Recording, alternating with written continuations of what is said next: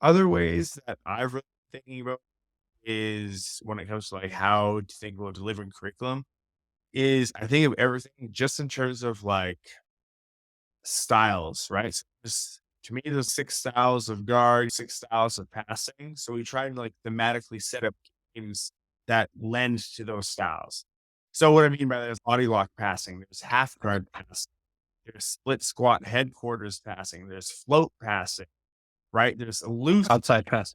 Got right? it. Yeah, These are yeah, really yeah. broad categories of styles of play. Similarly, from the guard, we have styles of play. We have seated guard, we have butterfly, the single leg X family, the Delahiva reverse Delahiva family, the closed guard. You know what I mean? Broad categories though, of styles of play. So then when I run sessions, it's around creating a style of play, right? I My see. curriculum is not moves now; it's styles of play that we would want to teach. It's if I was thinking it's like we're just trying to give like a playbook. Yo, here's what a loose passing playbook would be like. So we're gonna set some things up that reinforce the skills that you would need to be really good at being a loose passer. What does that mean? So maybe we'll set some games up where, and this is one of my favorite ones actually. Bottom player starts with some connections. I usually do a single leg X or belly heave or whatever. They start with some connections, their goal off balance, the top player wins when they can free their legs of the connections and keep the bottom player down for 3 seconds.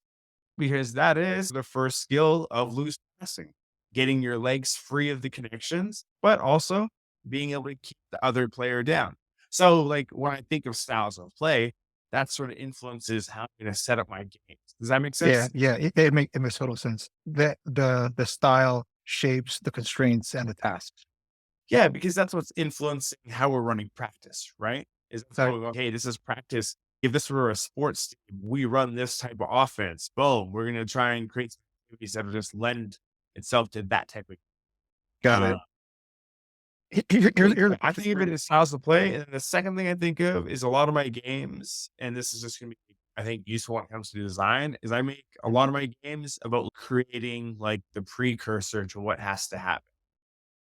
If I'm playing a butterfly game. Maybe my whole bottom player's goal is just constantly try and get your hands or head to the mat as often as I can because I know that's the foundation of sweeping. That's the foundation of heisting. That's the foundation of seated guard play.